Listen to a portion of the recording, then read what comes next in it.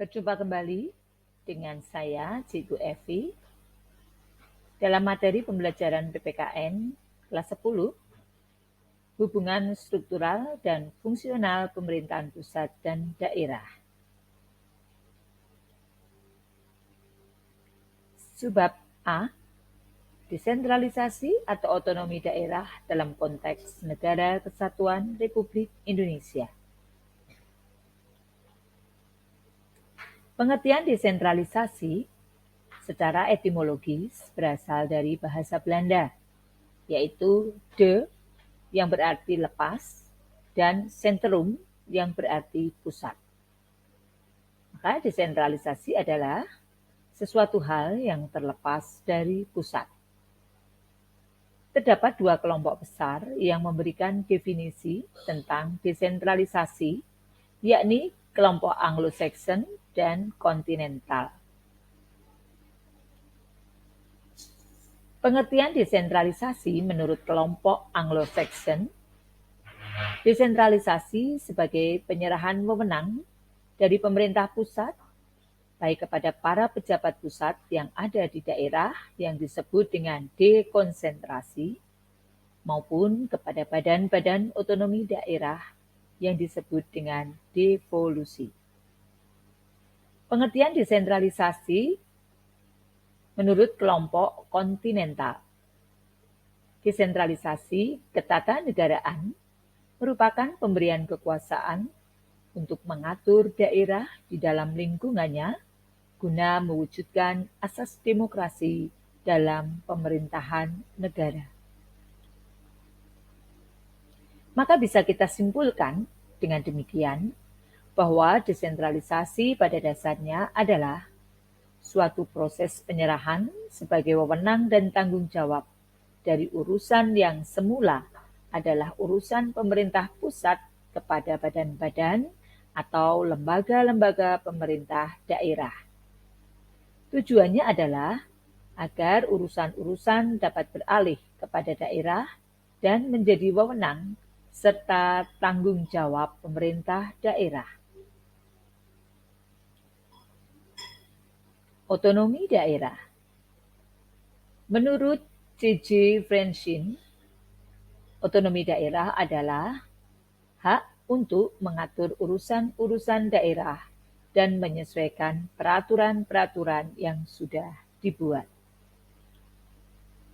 Menurut Undang-Undang Republik Indonesia Nomor 9 Tahun 2015 tentang perubahan kedua atas Undang-Undang Nomor 23 Tahun 2014 tentang pemerintahan daerah, otonomi daerah adalah hak, wewenang, dan kewajiban daerah otonom untuk mengatur dan mengurus sendiri urusan pemerintahan dan kepentingan masyarakat. Definisi otonomi daerah. Otonomi daerah adalah kewajiban yang diberikan kepada daerah otonom untuk mengatur dan mengurus pemerintahan dan kepentingan masyarakat setempat menurut aspirasi masyarakat.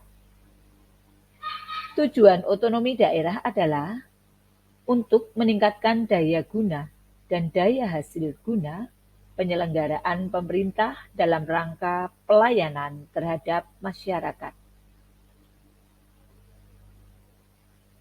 Otonomi daerah dalam konteks negara kesatuan. Indonesia sebagai negara kesatuan.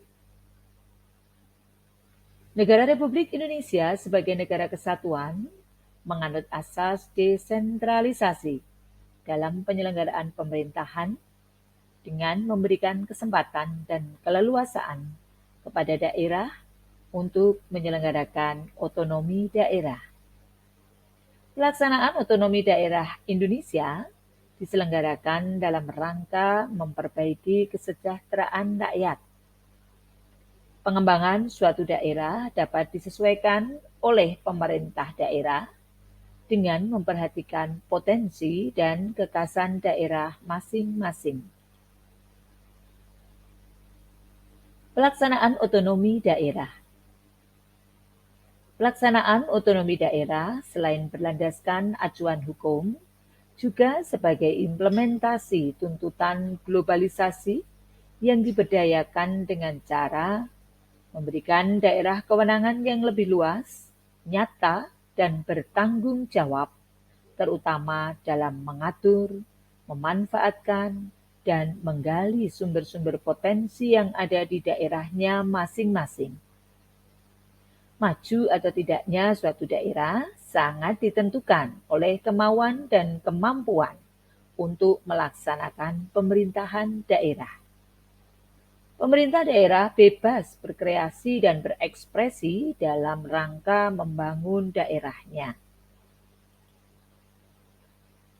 Kita lihat landasan hukum otonomi daerah. Landasan hukum otonomi daerah yang pertama, Undang-Undang Nomor 32 Tahun 2004 tentang Pemerintahan Daerah. Landasan kedua, Undang-Undang Nomor 33 Tahun 2004 tentang pertimbangan keuangan antara pemerintah pusat dan pemerintah daerah. 3. Perpu Nomor 3 Tahun 2005 tentang perubahan atas Undang-Undang Nomor 32 Tahun 2004 tentang pemerintahan daerah. Landasan keempat, Undang-Undang Nomor 12 Tahun 2008 tentang perubahan kedua atas Undang-Undang Nomor 32 Tahun 2004 tentang pemerintahan daerah. Landasan hukum kelima, Undang-Undang Nomor 2 Tahun 2015 tentang penetapan peraturan pemerintah pengganti Undang-Undang Nomor 2 Tahun 2014 tentang perubahan atas Undang-Undang Nomor 23 Tahun 2014 tentang pemerintahan daerah. Landasan hukum yang keenam, Undang-Undang Republik Indonesia Nomor 9 Tahun 2015 tentang perubahan kedua atas Undang-Undang Nomor 23 Tahun 2014 tentang pemerintahan daerah. Nilai otonomi daerah. Ada dua nilai otonomi daerah, yang pertama nilai unitaris dan nilai dasar desentralisasi teritorial.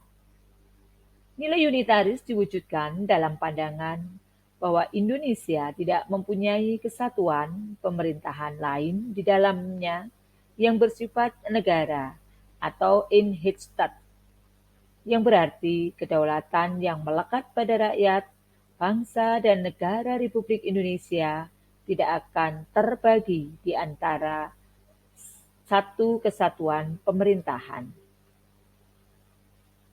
Nilai dasar desentralisasi teritorial yang bersumber dari isi dan jiwa pasal 18 Undang-Undang Dasar Negara Republik Indonesia tahun 1945.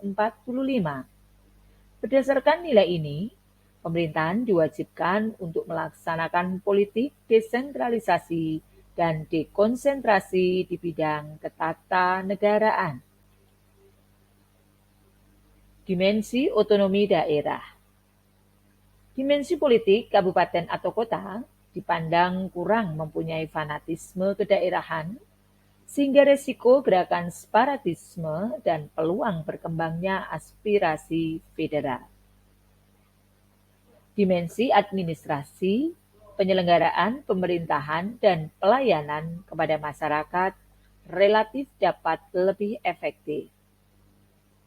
Kabupaten atau kota adalah daerah ujung tombak pelaksanaan pembangunan, sehingga kabupaten atau kotalah yang lebih tahu kebutuhan dan potensi rakyat di daerahnya. Apa yang menjadi prinsip otonomi daerah? Ada 3 prinsip otonomi daerah: nyata, bertanggung jawab, dinamis. Nyata. Otonomi secara nyata diperlukan sesuai dengan situasi dan kondisi objektif di daerah. Bertanggung jawab. Pemberian otonomi diselaraskan atau diupayakan untuk memperlancar pembangunan di seluruh pelosok tanah air. Dinamis, pelaksanaan otonomi selalu menjadi sarana dan dorongan untuk lebih baik dan maju. Demikian pembelajaran hari ini. Semoga apa yang saya sampaikan dapat Anda serap dengan baik. Untuk memperdalam pengetahuan Anda, saya akan memberikan tugas yang tertera di sini. Silahkan nanti teman-teman baca sendiri dan dikerjakan dalam buku. Silahkan nanti difoto dan teman-teman bisa jabrikan kepada saya melalui WA Group. Selamat mengerjakan. Terima kasih. Tuhan selalu memberkati. Kita selalu diberikan kesehatan. Tetap semangat, tetap fokus di dalam mengembangkan diri menjadi lebih berkualitas. Sampai jumpa lagi dengan Cikgu Evi.